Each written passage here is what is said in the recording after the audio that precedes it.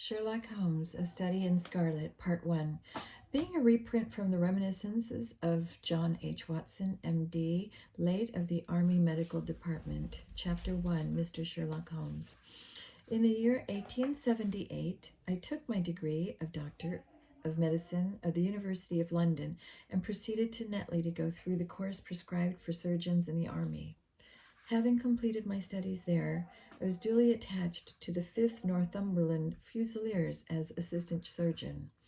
The regiment was stationed in India at the time, and before I could join it, the Second Afghan War had broken out.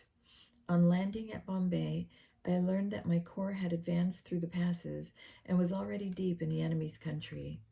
I followed, however, with many other officers who were in the same situation as myself, and succeeded in reaching Kandahar in safety, where I found my regiment and at once entered upon my new duties. The campaign brought honors and promotion to many, but for me it had nothing but misfortune and disaster. I was removed from my brigade and attached to the Berkshires, with whom I served at the fatal battle of Maiwand. There I was struck on the shoulder by a Jezal bullet, which shattered the bone and grazed the subclavian artery. I should have fallen into the hands of the murderous Ghazis had it not been for the devotion and courage shown by Murray, my orderly, who threw me across a pack horse and succeeded in bringing me safely to the British lines. Worn with pain and weak from the prolonged hardships which I had undergone, I was removed with a great train of wounded sufferers to the base hospital at Peshawar.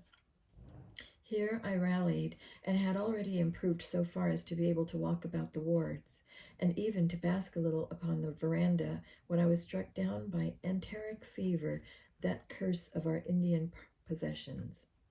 For months my life was despaired of, and when at last I came to myself and became convalescent, I was so weak and emaciated that a medical board determined that not a day should be lost in sending me back to England. I was dispatched accordingly in the troop ship Orontes, and landed a month later on Portsmouth jetty, with my health irretrievably ruined, but with permission from a paternal government to spend the next 9 months in attempting to improve it.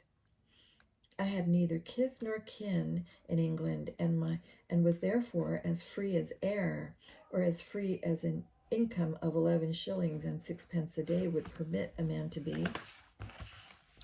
Under such circumstances, I naturally gravitated to London, that great cesspool into which all the loungers and idlers of the empire had irresistibly drained. There I stayed for some time at a private hotel in the Strand, leading a comfortless, meaningless existence, and spending much money as I had, considerably more freely than I ought. So alarming did the state of my finances become that I soon realized that I must either leave the metropolis and rusticate somewhere in the country, or that I must make a complete alteration in my style of living. Choosing the latter alternative, I began by making up my mind to leave the hotel and take up my quarters to some less pretentious and less expensive domicile. On the very day that I had come to this conclusion, I was standing at the Criterion bar, when someone tapped me on the shoulder, and turning around, I recognized young Stamford, who had been a dresser under me at Bart's. The sight of a friendly face in the great wilderness of London is a pleasant thing indeed to a lonely man. In old days, Stamford had never been a particular crony of mine, but now I hailed him with enthusiasm, and he, in his turn, appeared to be delighted to see me. In the exuberance of my joy, I asked him to lunch with me at the Holborn, and we started off together in a hansom. "Whatever have you been doing with yourself, Watson?" he asks, in undisguised wonder, as we rattled through the crowded London streets. "You are as thin as a lath and as brown as a nut." I gave him a short sketch of my adventures, and he had hardly concluded it by the time that we reached our destination. "Poor devil," he said commiseratingly,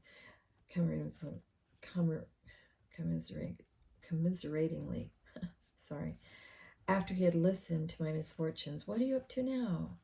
Looking for lodgings, I answered, trying to solve the problem as to whether it is possible to get comfortable rooms at a reasonable price. That's a strange thing, remarked my companion. You are the second man today that has used that expression to me. And who was the first? I asked. A fellow who was working at the chemical laboratory up at the hospital. He was bemoaning himself this morning because he could not get someone to go halves with him in some nice rooms which he had found, and which were too much for his purse. By Jove, I cried.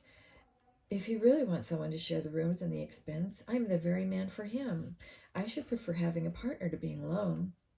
Young Stamford looked rather strangely at me over his wine glass. You don't know Sherlock Holmes yet, he said. Perhaps you would not care for him as a constant companion. Why? What is there against him? Oh, I didn't say there was anything against him. He is a little queer in his ideas, an enthusiast in some branches of science. As far as I know, he is a decent fellow enough. A medical student, I suppose, said I. No, I have no idea what he intends to go in for. I believe he is well up in anatomy, and he is a first-class chemist. But as far as I know, he has never taken out any systematic medical classes. His studies are very desultory and eccentric, but he has amassed a lot of out-of-the-way knowledge, which would astonish his professors. Did you never ask him what he was going in for? I asked. No, he is not a man that is easy to draw out, though he can be communicative enough when the fancy seizes him. I should like to meet him, I said. If I am to lodge with anyone, I should prefer a man of studious and quiet habits. I'm not strong enough yet to stand much noise or excitement. I had enough of both in Afghanistan to last me for the remainder of my natural existence. How could I meet this friend of yours? He is sure to be at the laboratory, returned my companion. He either avoids the place for weeks, or else he works from there from morning till night.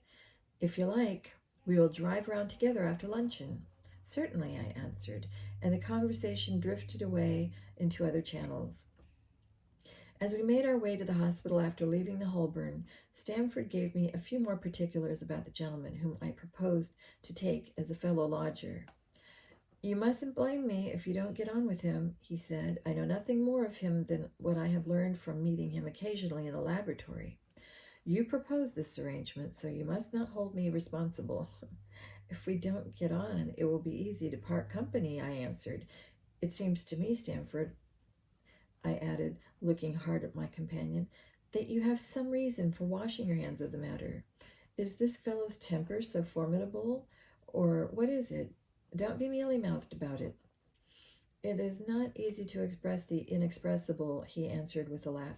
Holmes is a little too scientific for my tastes. It approaches to cold-bloodedness. I could imagine his giving a friend a little pinch of the latest vegetable alkaloid, not out of malevolence, you understand, but simply out of a spirit of inquiry in order to have an accurate idea of the effects. To do him justice, I think that he would take it himself with the very same readiness. He appears to have a passion for definite and exact knowledge. Very right, too. Yes, but it may be pushed to excess. When it comes to beating the subjects in the dissecting rooms with the stick, it is certainly taking rather a bizarre shape. Beating the subjects? Yes, to verify how far bruises may be produced after death. I saw him with it with my own eyes. And yet you say he is not a medical student? No, heaven knows what the objects of his studies are, but we're here now, and you must form your own impressions about him.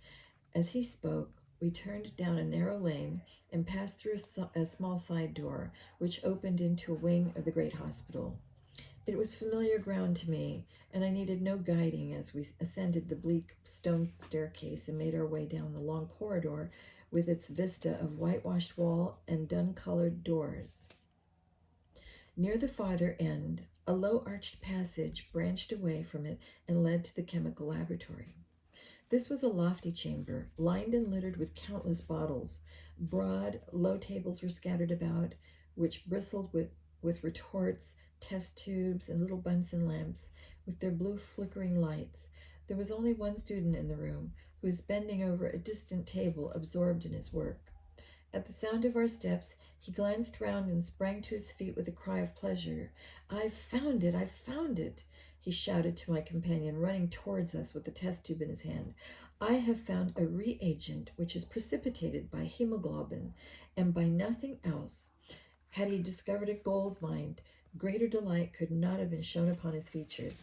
"Dr. Watson, Mr. Sherlock Holmes," said Stamford, introducing us. "How are you?" he said cordially, gripping my hand with a strength for which I should hardly have given him credit. "You have been in Afghanistan, I perceive." "How on earth did you know that?" I asked in astonishment. "Never mind," said he, chuckling to himself. "The question now is about hemoglobin. No doubt you see the significance of this discovery of mine." "It is interesting, chemically, no doubt," I answered. "But practically, why, man, it is the most practical medical legal discovery for years. Don't you see that it gives us an infallible test for blood stains? Come on over here now." He seized me by the coat sleeve in his eagerness and drew me over to the table at which he had been working. "Let us have some fresh blood," he said, digging a long bodkin into his finger and drawing off the resulting drop of blood in a chemical pipette. "Now, I add this small quantity of blood to a liter of water. You perceive that the resulting mixture has the appearance of pure water. The proportion of blood cannot be more than 1 in 1,000,000, I have no doubt, however, that we shall be able to obtain the characteristic reaction."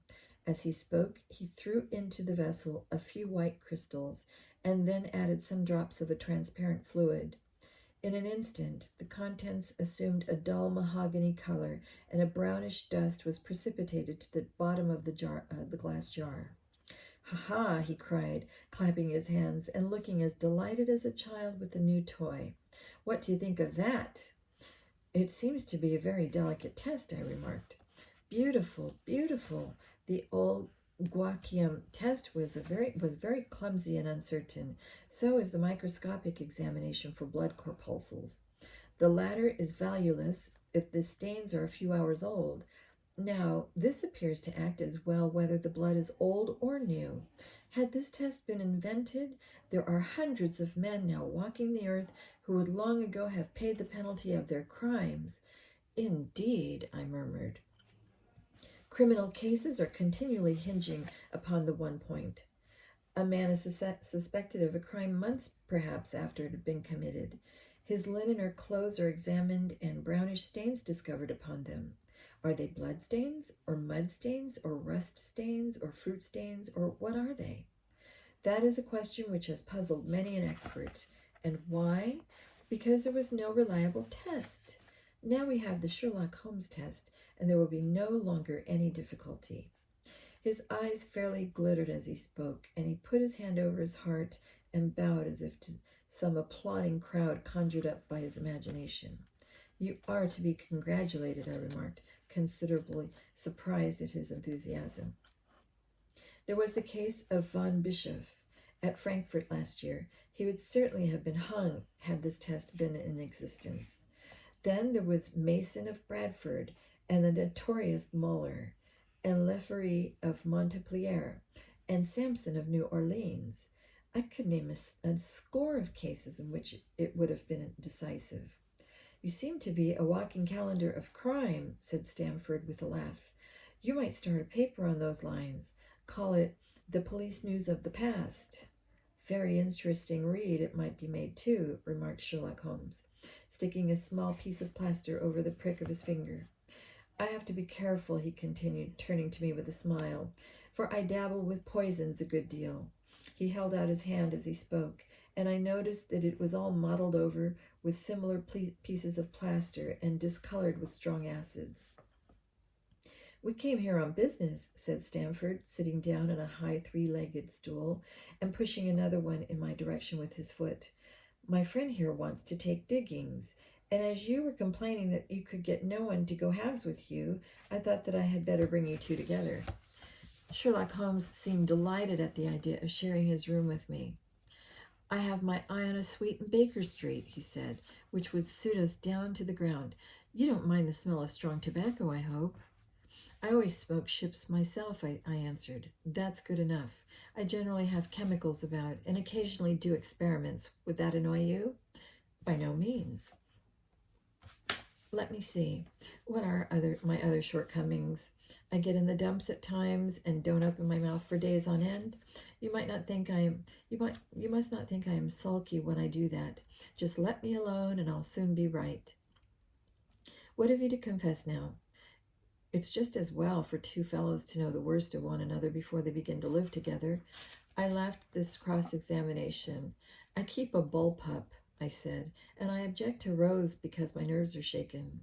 And I get up at all sorts of ungodly hours, and I am extremely lazy. I have another set of vices when I'm well, but those are the principal ones at present. Do you include violin playing in your category of Rose? He asked anxiously. It depends on the player, I answered. A well-played violin is a treat for the gods. A badly one, well. Oh, that's all right, he cried with a merry laugh. I think we may consider the thing as settled. That is, if the rooms are agreeable to you. When shall we see them? Call for me here at noon tomorrow, and we'll go together and settle everything, he answered. All right, noon exactly, said I, shaking his hand. We left him working among his chemicals, and we walked together towards my hotel. By the way, I asked, suddenly stopping and turning upon Stamford, how the deuce did he know that I had come from Afghanistan? My companion smiled, an enigmatical smile. That's just his little peculiarity, he said. A good many people have wanted to know how he finds things out. Oh, a mystery, is it? I cried, rubbing my hands. This is very piquant. I am much obliged to you for bringing us together. The proper study of mankind is man, you know. You must study him then, Stamford said as he bade me goodbye. You'll find him a knotty problem, though. I'll wager he learns more about you than you about him. Goodbye. Goodbye, I answered and strolled to my hotel, considerably interested in my new acquaintance. Chapter 2. The Science of Deduction.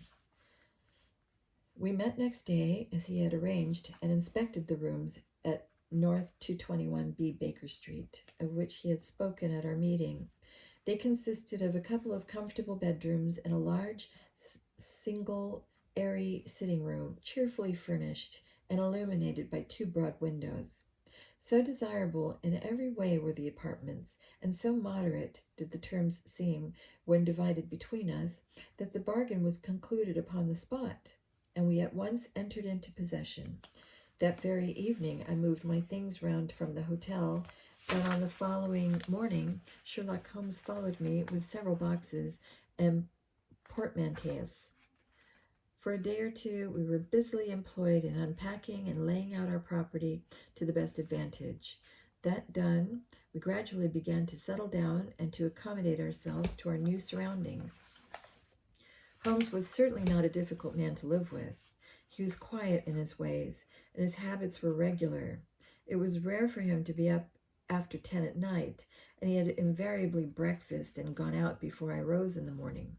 Sometimes he spent his day at the chemical laboratory, sometimes in the dissecting rooms, and occasionally in long walks, which appeared to take him into the lowest portions of the city. Nothing could exceed his energy when the working fit was upon him. But now and again a reaction would seize him, and for days on end he would lie upon the sofa in the sitting room, hardly uttering a word or moving a muscle from morning to night. On these occasions I have noticed such a dreamy, vacant expression in his eyes that I might have suspected him of being addicted to the use of some narcotic, had not the temperance and cleanliness of his whole life forbidden such a notion.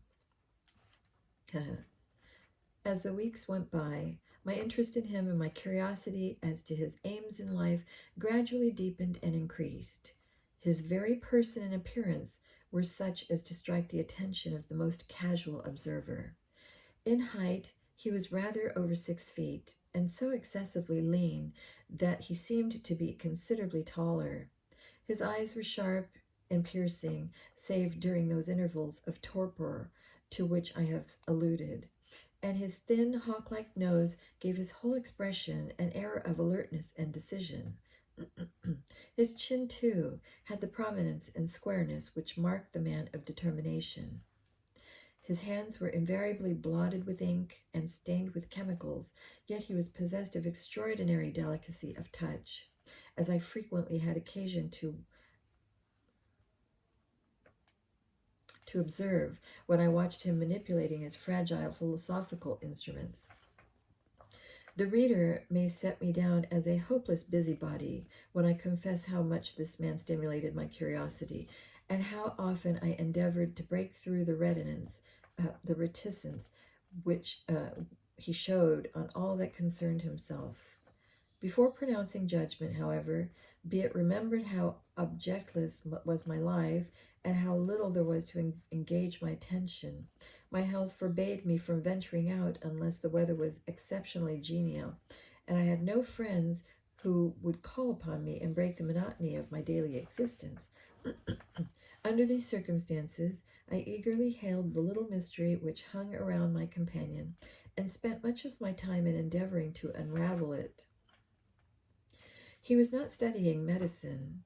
He had himself, in reply to a question, confirmed Stamford's opinion in that point. Neither did he appear to have pursued any course of reading which might fit him for a degree in science or any other recognized portal which would have give him an entrance into a learned world. Yet his zeal for certain studies was remarkable, and within eccentric limits his knowledge was so extraordinarily ample and minute that his observations have fairly astounded me. Surely no man would work so hard or attain such precise information unless he had some definite end in view. Desultory readers are seldom remarkable for the exactness of their learning. No man burdens his mind with small matters unless he has some very good reason for doing so. His ignorance was as remarkable as his knowledge. Of contemporary literature, philosophy, and politics, he appeared to know next to nothing. Upon my quoting Thomas Carlyle, he inquired in the naivest way who he might be and what he had done. My surprise reached a climax, however, when I found incidentally that he was ignorant of the Copernican theory and of the composition of the solar system. That any civilized human being in the 19th century should not be aware that the earth traveled around the sun appeared to me to be such an extraordinary fact that I could hardly realize it. You appear to be astonished, he said, smiling at my expression of surprise. Now that I do know it, I shall do my best to forget it. To forget it? You see, he explained, I consider that a man's brain originally is like a little empty attic. You have to stock it with such furniture as you choose. A fool takes in all the lumber of every sort that he comes across, so that the knowledge which might be useful to him gets crowded out, or at best is jumbled up with a lot of other things, so that he has difficulty in laying his hands upon it. Now, the skillful workman is very careful indeed as to what he takes into his brain attic. He will have nothing but the tools which may help him in doing his work, but of these he has a large assortment, and all in the most perfect order. It is a mistake to think that the little room has elastic walls and can distend to any extent. Depend upon it, there comes a time when, for every addition of knowledge, you forget something that you knew before. It is of the highest importance, therefore, not to have useless facts elbowing out the useful ones. But the solar system, I protested. What the deuce is that to me? He interrupted impatiently. You say that we go round the sun. If we went around the moon, it would not make a pennyworth of difference to me or to my work. I was on the point of asking him what work that might be, but something in his manner showed me that the question would be an unwelcome one. I pondered over our short conversation, however, and endeavored to draw my deductions from it. He said that he would acquire no knowledge which did not bear upon his object. Therefore, all the knowledge which he possessed was such as would be useful to him. I enumerated in my own mind all the various points upon which he had shown me that he was exceptionally well informed. I even took a pencil and jotted them down. I could not help smiling at the document when I had completed it. It ran in this way: Sherlock Holmes, his limits. Number 1, knowledge of literature, nil.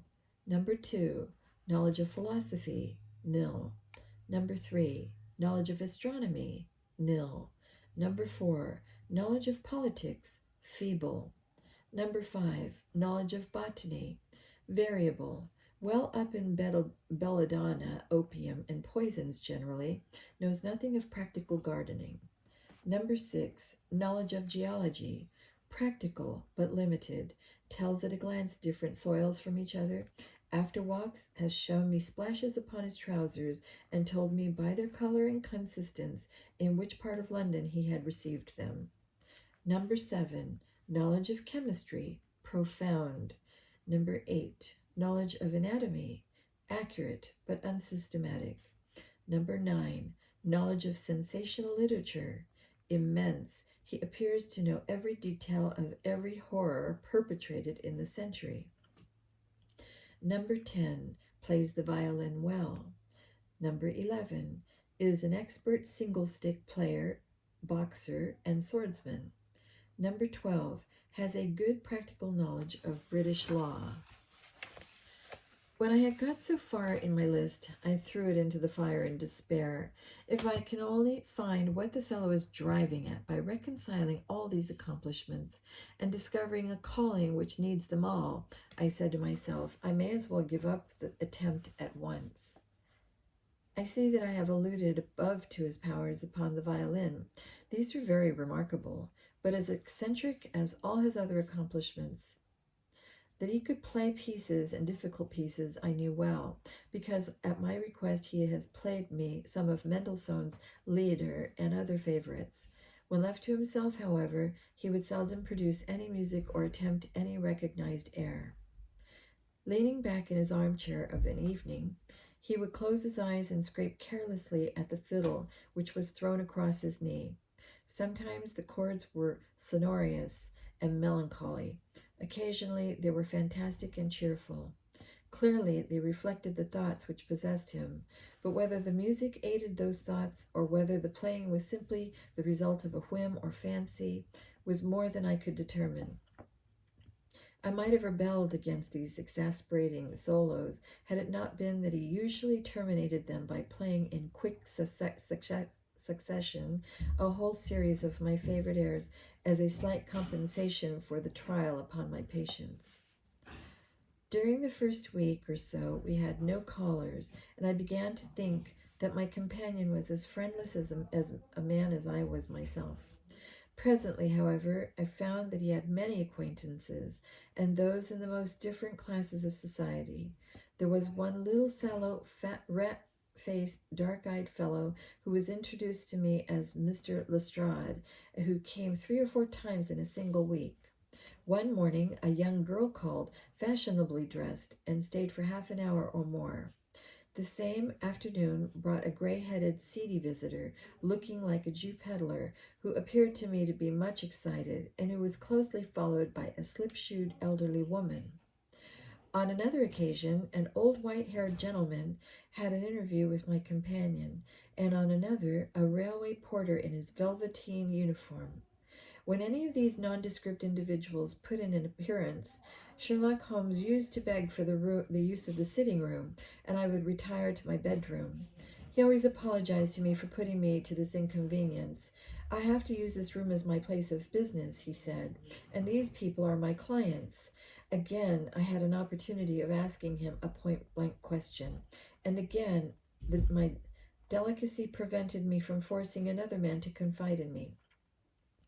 I imagined at the time that he had some strong reason for not alluding to it, but he soon dispelled the idea by coming round to the subject of his own accord. It was upon the 4th of March, as I have good reason to remember, that I rose somewhat earlier than usual and found that Sherlock Holmes had not yet finished his breakfast.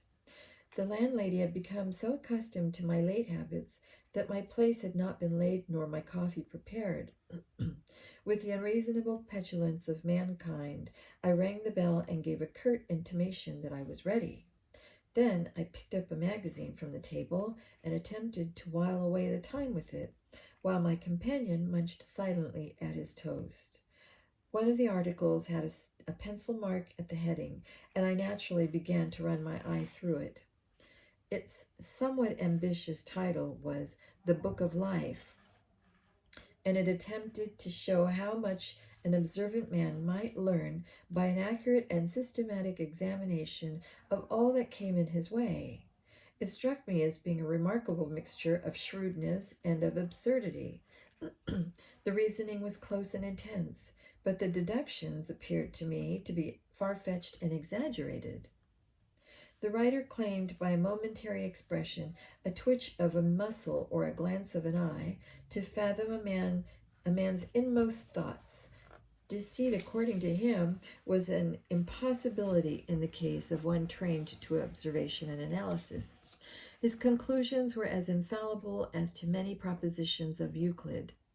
So startling would his results appear to the uninitiated that until they learned the processes by which he had arrived at them, they might well consider him a necromancer. From a drop of water, said the writer, a logician could infer the possibility of an Atlantic or Niagara without having seen or heard of one or the other. So all life is a great chain, the nature of which is known whenever we are shown a single link of it.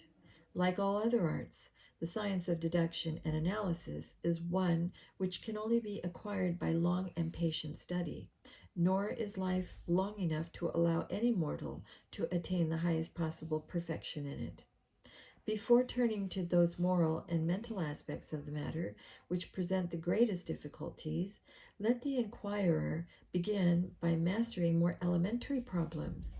Let him, on meeting a fellow mortal, learn at a glance to distinguish the history of the man and the trade or profession to which he belongs. Puerile as such an exercise may seem, it sharpens the faculties of observation and teaches one where to look and what to look for. By a man's fingernails, by his coat sleeve, by his boots, by his trouser knees, by the calluses of his forefinger and thumb, by his expression, by his shirt cuffs, by each of these things a man's calling is plainly revealed. That all united should fail to enlighten the competent inquirer in any case is almost inconceivable. What effable twaddle, I cried, slapping the magazine down on the table. I never read such rubbish in my life. What is it? Asked Sherlock Holmes. Why, this article, I said, pointing at it with my egg spoon as I sat down to my breakfast. I see that you have read it since you have marked it. I don't deny that it is smartly written. It irritates me, though. It is evidently the theory of some armchair lounger who evolves all these neat little paradoxes in the seclusion of his own study. It is not practical.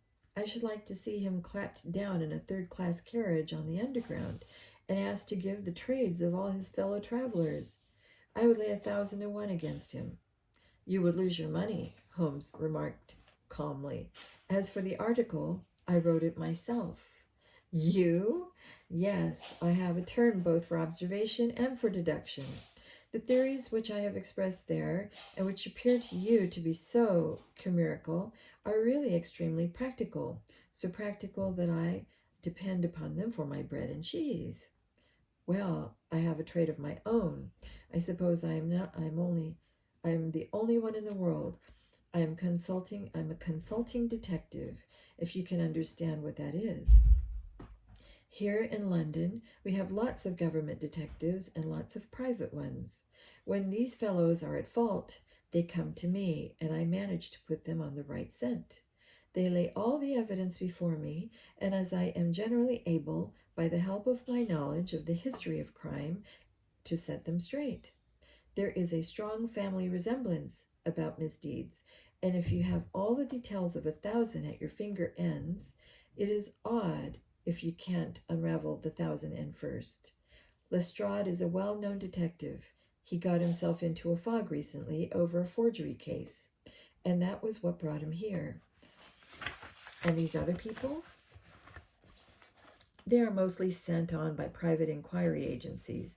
They are all people who are in trouble about something and want a little enlightening. I listen to their story, they listen to my comments, and then I pocket my fee. But do you mean to say, I said, that without leaving your room you can unravel some knot which other men can make nothing of, although they have seen every detail for themselves? Quite so. I have a kind of intuition that way. Now and again, a case turns up which is a little more complex. Then I have to bustle about and see things with my own eyes. You see, I have a lot of special knowledge which I apply to the problem, and which facilitates matters wonderfully. Those rules of deduction laid down in that article, which aroused your scorn, are invaluable to me in practical work. Observation with me is second nature. You appeared to be surprised when I told you on our first meeting that you had come from Afghanistan. You were told, no doubt. Nothing of the sort. I knew you came from Afghanistan. From long habit, the train of thoughts ran so swiftly through my mind that I arrived at the conclusion without being conscious of intermediate steps. There were such steps, however. The train of reasoning ran. Here is a gentleman of a medical type, but with the air of a military man. Clearly an army doctor, then. He has just come from the tropics, for his face is dark, and that is not the natural tint of his skin, for his wrists are fair. He has undergone hardship and sickness, as his haggard face says clearly. His left arm has been injured. He holds it in a stiff and unnatural manner. Where in the tropics could an English army doctor have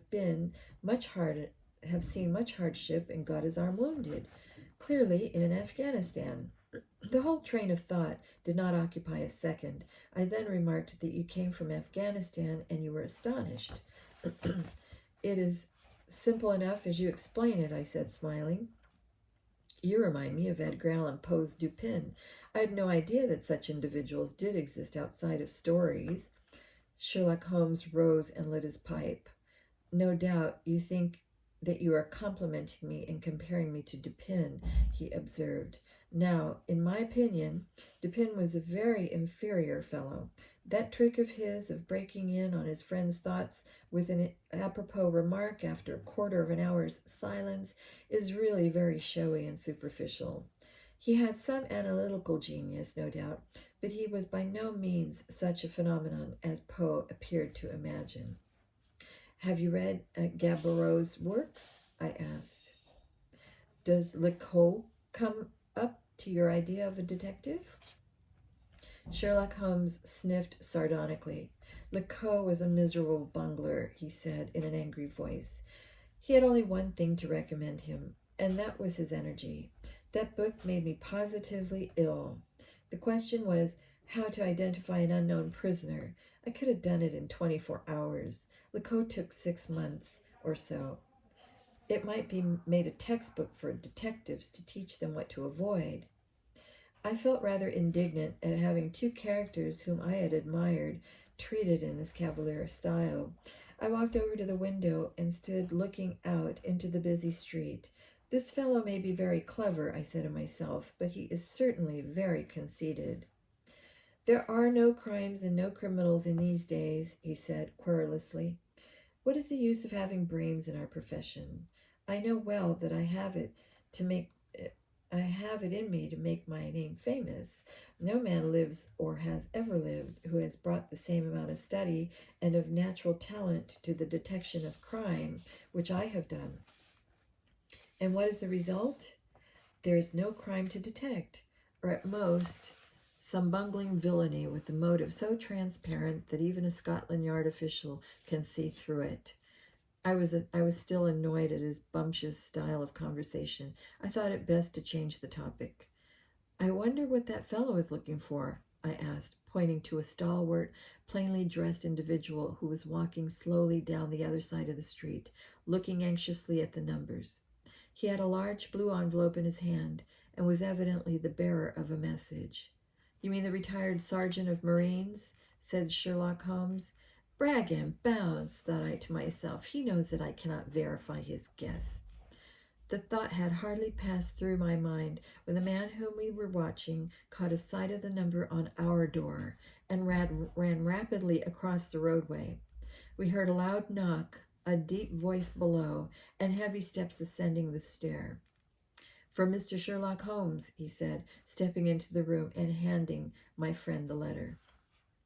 Here was an opportunity of taking the conceit out of him. He little thought of this when he made this random shot. "May I ask, my lad," I said in the blandest voice, "what your trade may be?"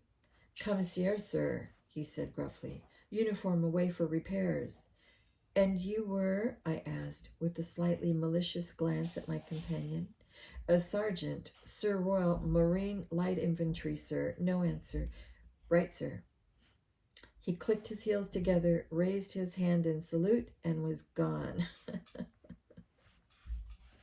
I will stop right there.